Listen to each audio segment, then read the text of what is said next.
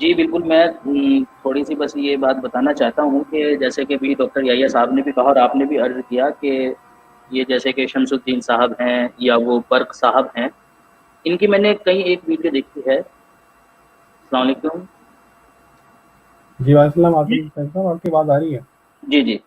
اچھا تو ان کی کئی ایک ویڈیو میں نے دیکھی ہیں، بلکہ شمس الدین صاحب نے تو آفر بھی کی تھی مجھے 2015 میں۔ تو انہوں نے کبھی یہ نہیں کہا ہے کہ بھائی جماعت احمدیہ کو ہم نے جو چھوڑا ہے نا، اس کی وجہ یہ ہے کہ قرآن کریم کی اس آیت کے وہ منکر ہیں، یا اس آیت کو نہیں مانتے، یا نماز میں جو ہے وہ ترمیم کر کے کچھ پڑھتے ہیں، یا روزے نہیں رکھتے، یا ان کے عقائد جو ہیں وہ فلاں آیت کے خلاف ہے یا فلاں صورت کے خلاف ہے۔ مطلب عقائدی تعلق سے یا جو باتیں ہوتی ہیں کسی چیز کو چھوڑنے کے لیے، ان میں سے کچھ یہ پیش نہیں کرتے سوائے اس کے کہ جو ان کے سابق بزرگانوں نے اعتراض کر دیے ہیں ان کو یہ لا کر رکھ دیتے ہیں اور کہتے ہیں ہم نے بڑی گہرائی سے مطالعہ کیا اور ہم نے اتنی گہرائی سے مطالعہ کیا اور پھر ہم نے کہا یار یہ تو بات ایک نبی کی نہیں ہو سکتی۔ مطلب انہوں نے خود سے ہی اس چیز کو بڑھایا کہ یہ ایک نبی کی بات نہیں ہو سکتی، اپنا کوئی علم نہیں ہے ان کا، بس دل و دماغ میں آیا کہ یہ ایک نبی کی بات نہیں ہو سکتی یا یہ ایک نبی کی بات ہو سکتی ہے، بس اس طرح سے کر کے انہوں نے دنیا کے سامنے پیش کیا ہے کہ یہ وجہ رہی ہے ہماری جماعت احمدیہ کو چھوڑنے کی۔ جیسے کہ وہ برق صاحب اپنی ایک ویڈیو میں بتاتے ہیں کہ میں دیکھتا تھا کہ میرے دادا اندر سے پانی منگوایا کرتے تھے اور کہا کرتے تھے دیکھو یہ غیر احمدی آیا ہے، اس میں تھوک کر لے کر آنا۔ اب برق صاحب کو یہ بات سمجھنے میں کم سے کم بھی 35 سال لگے ہیں۔ 35 سال کے بعد ان کو یہ چیز سمجھ میں آئی ہے کہ یار یہ جو احمدی لوگ ہوتے ہیں یہ پانی کے اندر یا شربت کے اندر تھوک کر جو ہے وہ جو مہمان ہوتے ہیں ان کو دیتے ہیں اور اس طرح سے ان کی مہمان نوازی ہوتی ہے۔ تو یہ اس طرح کی باتیں یہ دنیا کے سامنے پیش کرتے ہیں، حالانکہ کوئی بات ایسی پیش نہیں کرتے جس کو کہا جا سکے کہ ہاں بھائی یہ ایک بہت اہم بنیاد ہے کہ انہوں نے احمدیت کو چھوڑ دیا، بلکہ وہی جو اعتراضات انہوں نے اپنے بزرگان سے سنے ہیں انہی کو یہ دہرا کر کہتے ہیں جی یہ ہم نے تحقیق کر کے نکالے ہیں۔ حالانکہ یہ جس اعتراض کے اوپر ابھی بات چل رہی ہے کہ حضرت مسیح موعود علیہ الصلوۃ والسلام نے کہا کہ میں نے خواب میں دیکھا کہ میں اللہ بن گیا ہوں، یہ اعتراض سب سے پہلے ثناء اللہ مرسری صاحب نے کیا تھا،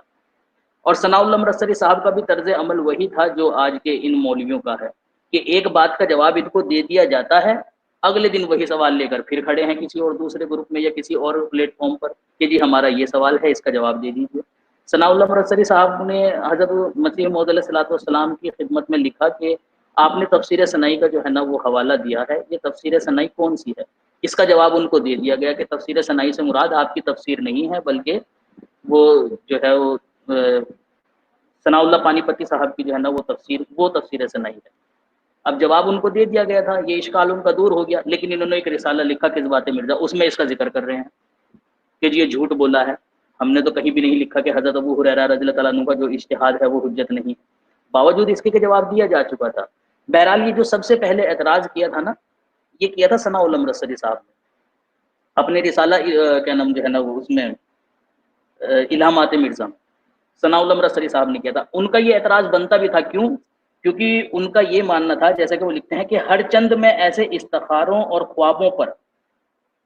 مقابلہ نصوص شریعہ کے اعتماد اور اعتبار کرنا ضمناً دعوی عصمت یا مساوات معصوم بلکہ برتری کے برابر جانتا تھا۔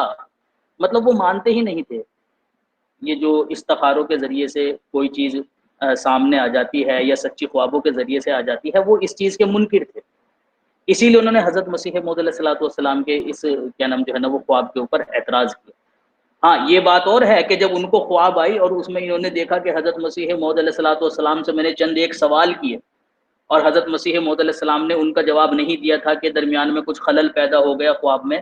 اور دیکھیں جی یہ حضرت مسیح موعود علیہ الصلوۃ والسلام جواب نہ دے پائے تھے خواب میں میرے سوالوں کے، اس پر ان کو یقین تھا، باقی ان کا خوابوں کے اوپر یقین نہیں تھا۔ تو یہ اعتراض جو سب سے پہلے کیا تھا یہ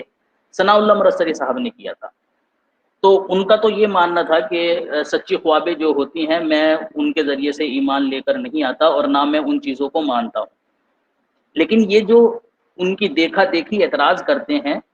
یہ نامعلوم کس بنا کے اوپر کرتے ہیں، حالانکہ سب جانتے ہیں کہ ہاں نیک اور صالح خوابوں کا دروازہ تو کھلا ہوا ہے، انسان کو آتی ہیں اور تعبیر بھی ان کی ہوتی ہے، جیسے کہ خود نبی کریم صلی اللہ علیہ وسلم اور دوسرے انبیاء علیہ الصلوۃ والسلام کو جو خواب آئے ہیں ان کی تعبیر وغیرہ ہوئی ہے، خود نبی پاک صلی اللہ علیہ وسلم نے بھی بتائی ہے، حضرت یوسف علیہ الصلوۃ والسلام نے بھی بتائی ہے، اسی طرح حضرت مسیح موعود علیہ الصلوۃ والسلام نے بھی اپنی اس خواب کی تعبیر خود بتائی ہے،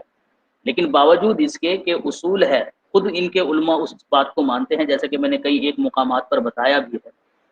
کہ کہ جب تعبیر کر دی جائے کسی بات کی، حالانکہ وہ شخص جو مامور من اللہ ہو وہ خود تعبیر کر کے بتائے، تو پھر کسی کو اختیار نہیں ہے کہ اس کے اندر اپنی مداخلت کر کے کہے کہ نہیں اس کا یہ مطلب نہیں، یہ مطلب ہے۔ تو حضرت مسیح موعود علیہ الصلوۃ والسلام کو یہ جو خواب ہوا تھا، اس کی تعبیر بھی حضرت مسیح موعود علیہ الصلوۃ والسلام نے بتا دی تھی، لیکن پھر بھی وہی بات ہے جو ڈاکٹر یحییٰ صاحب نے کہی کہ ڈھیٹ پن ہے، کہ بس ماننا نہیں ہے، کوئی ایک بات پکڑ لینی ہے اور جتنے مرضی جو ہے نا وہ جواب دے دیے جائیں اس کے اوپر، تو لیکن اس کو تسلیم نہیں کرنا۔ شکریہ۔